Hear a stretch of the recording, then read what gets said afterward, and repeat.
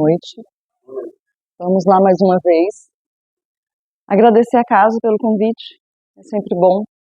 E falar de Jesus é sempre desafiador, porque por mais que passe os anos e a gente faça a palestra, sempre tem algo que a gente pode pensar um pouco mais, aprofundar um pouco mais.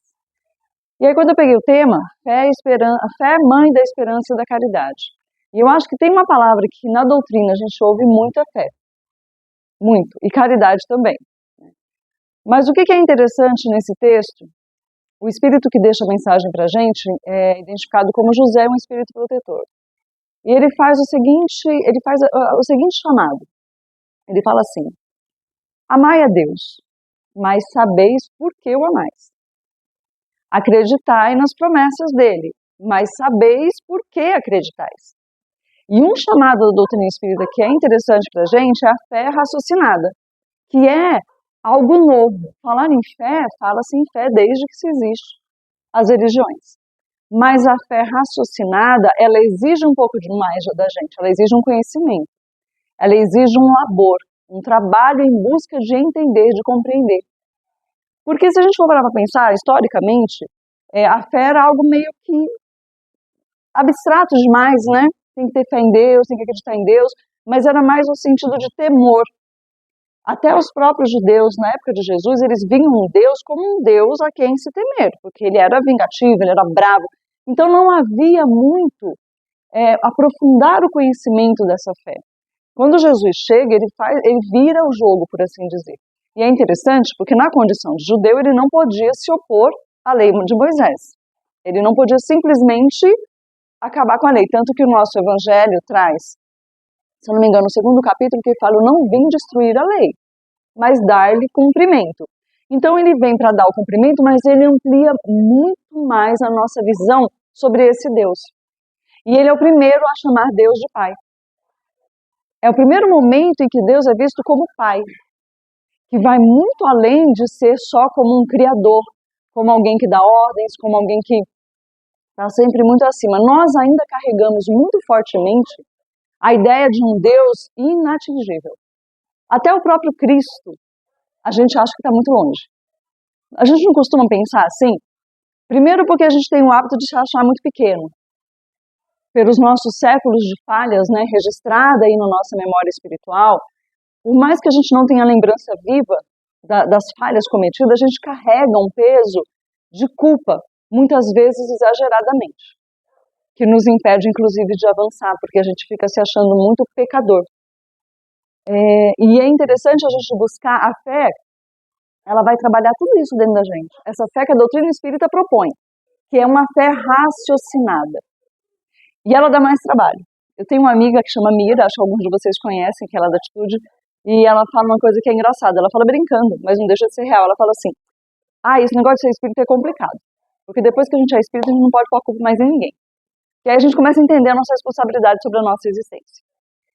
Então, quando a gente pega essa situação, quando Jesus chega, eu não sei se vocês assistiram o filme A Cabana. É um livro e o filme é muito bom. Eu gosto muito daquele filme. E tem uma passagem que o ator principal, né, que é o protagonista, tá lá, ele tá muito revoltado com Deus, porque a filhinha dele morreu. E ele vai falar com Deus, ele tá sempre rancoroso com Deus, né? Ele nunca tá muito fim de papo, não, ele tá irritado. E tudo bem. A gente se condena se a gente está irritado, a gente se condena se a gente não está feliz. A gente não quer demonstrar o que ele já sabe quando a gente não está bem.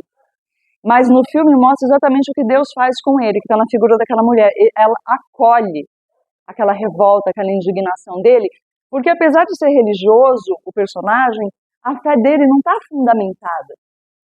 É aquela fé tradicional que vem, a esposa dele inclusive é mais religiosa que ele tem uma certa resistência, então a fé dele não tem fundamento.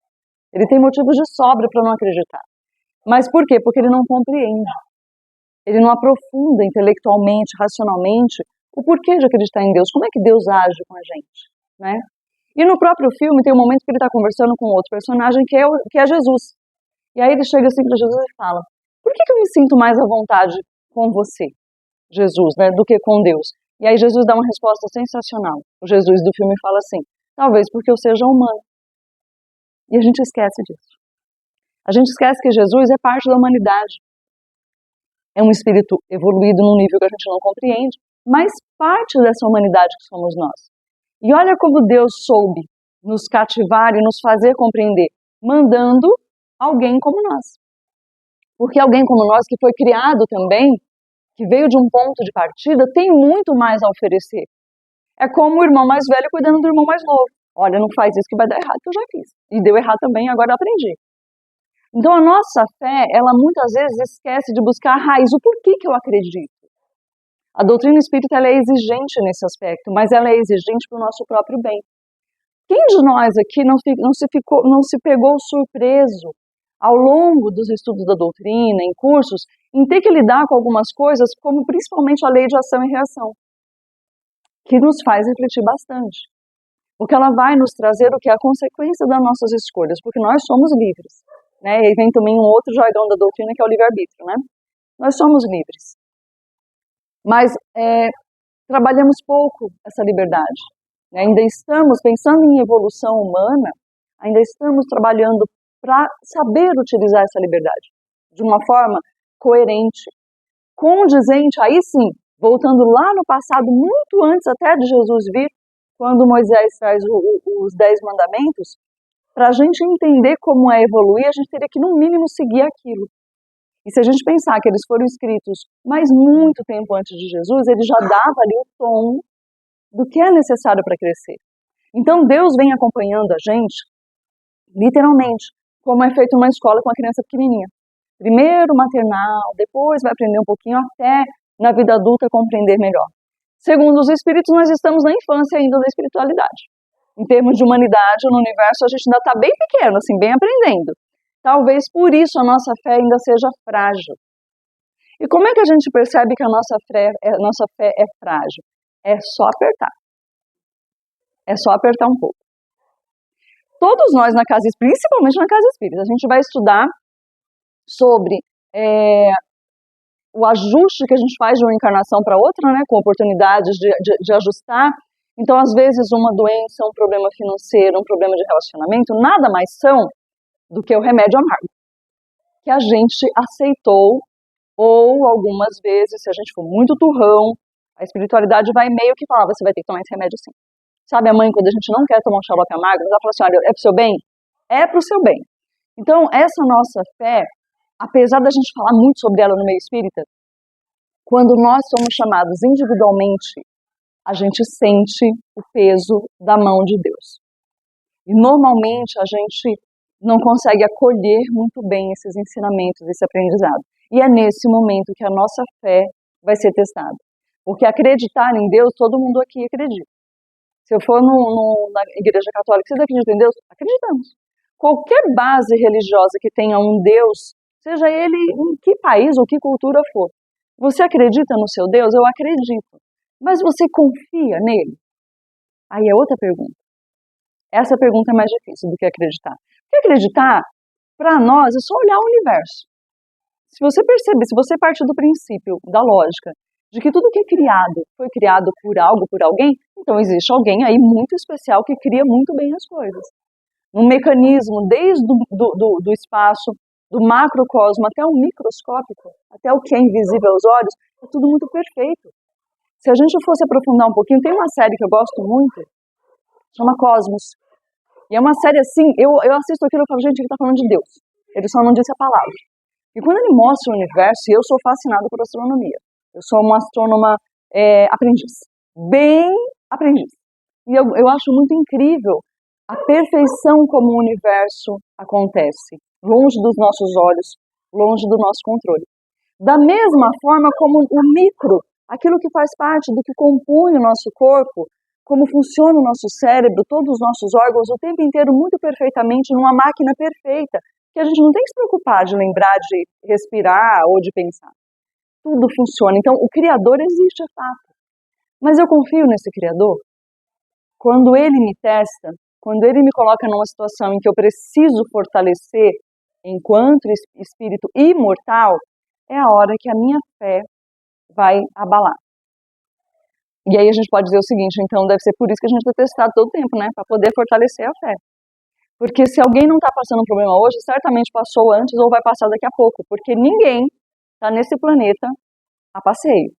Não apesar de ser um jardim da infância, porque nós somos espíritos muito jovens em aprendizado, mas nós não estamos passando aqui para perder tempo. Então, por isso que muitas vezes, quando a gente meio que baixa a guarda dessa mudança necessária, a vida vai dar uma apertadinha aqui e ali. A fé é começar a se entregar a esse mecanismo. Não significa não fazer a nossa parte. Eu estava comentando esses dias com um colega que falou assim, mas eu tenho feito isso, mas não está dando o resultado que eu queria. Acontece com todos nós, né?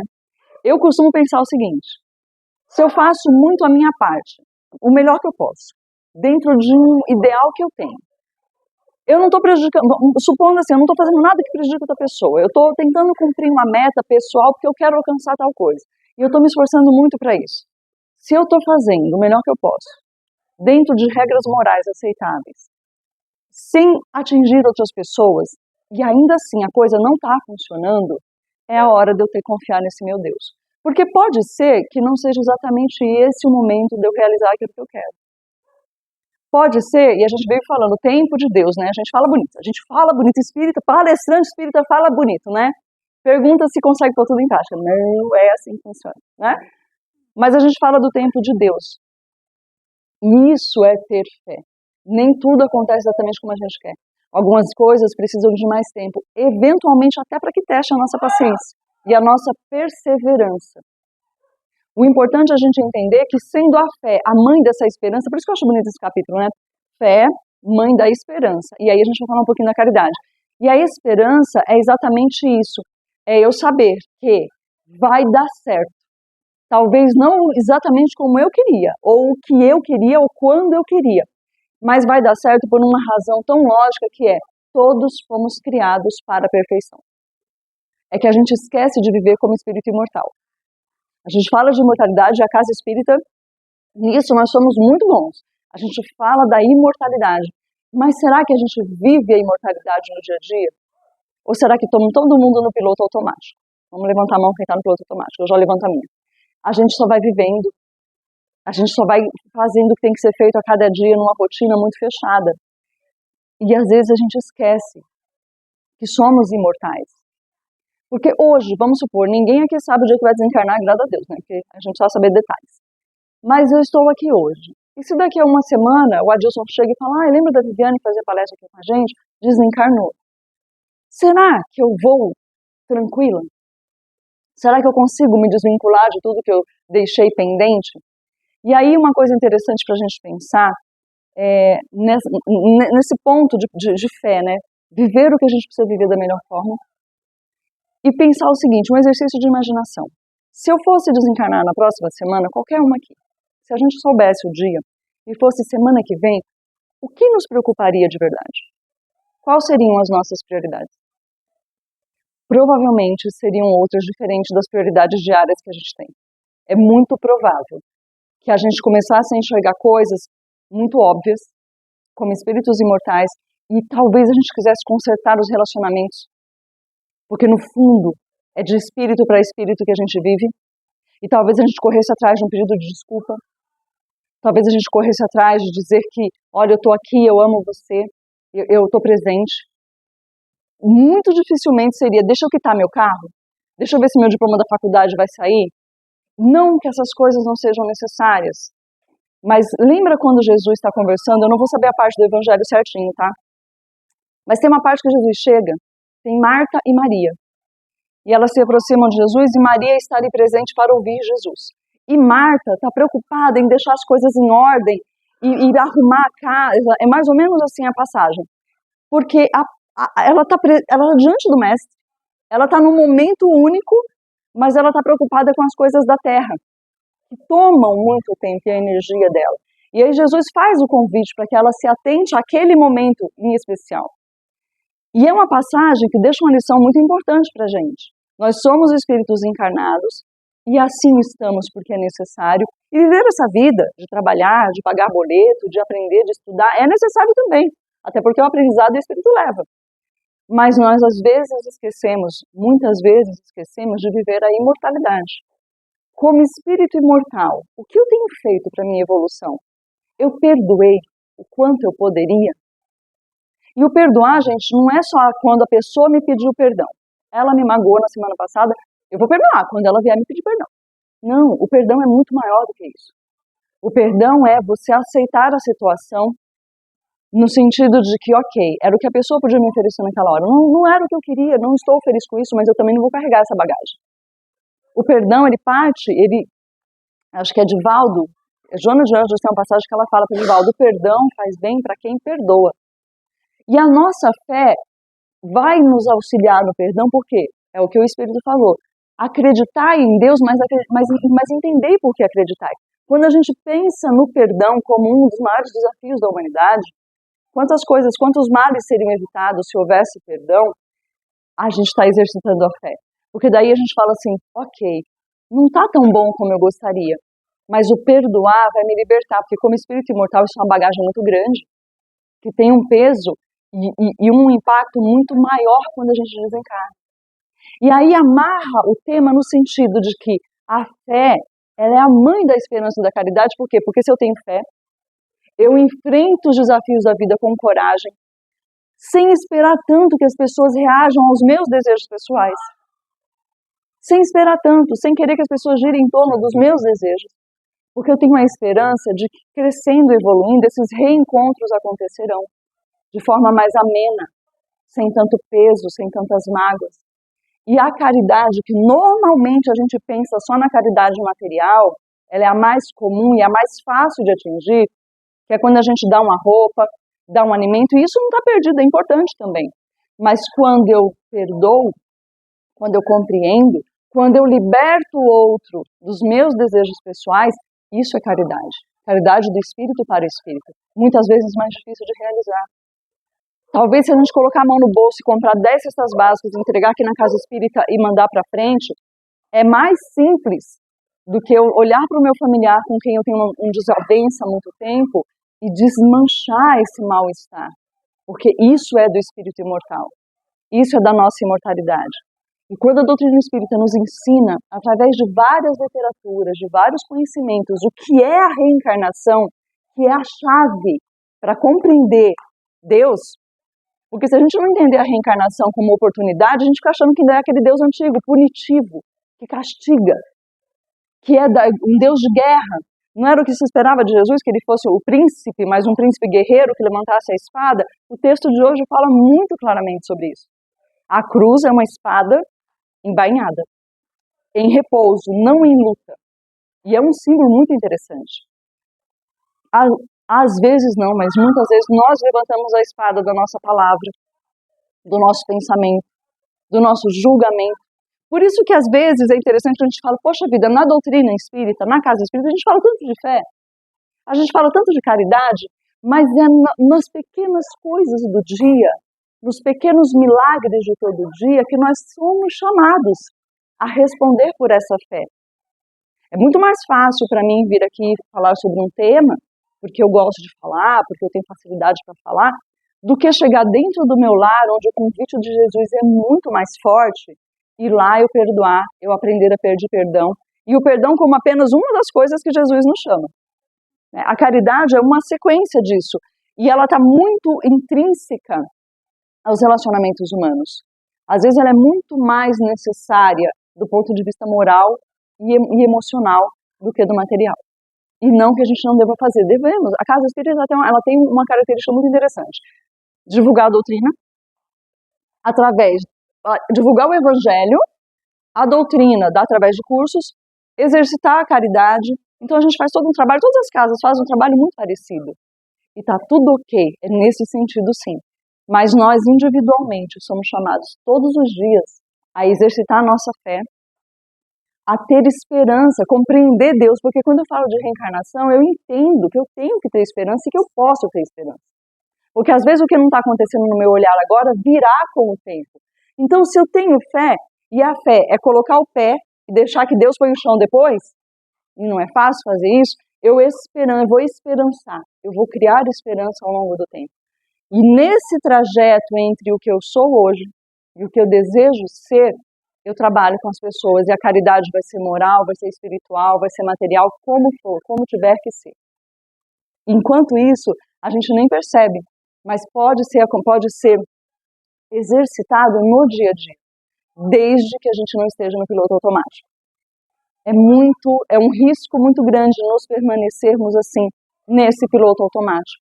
Muitas vezes lutando por coisas que poderiam esperar um pouco mais e esqueceram de lutar aquelas que são para agora. Normalmente, quando Kardec fez, não sei se vocês já viram, mas todos conhecem o livro Céu e Inferno, que é das obras básicas. Na segunda parte desse livro, Kardec ele conversa com os espíritos que desencarnaram para que tragam a experiência da própria desencarnação. E não raro a gente vê espíritos comentando da saudade que fica, das pessoas que ficaram, daquele ajuste que não foi feito, daquela conversa que não aconteceu, daquele momento que não foi vivido.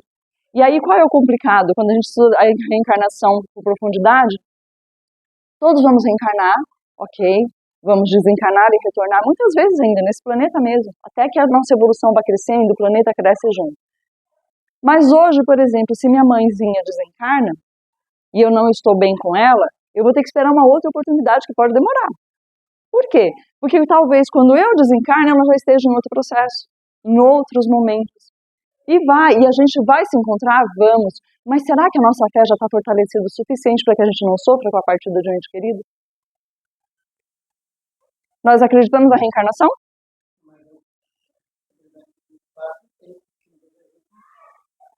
Exato. A gente está preparado para se separar? A nossa fé,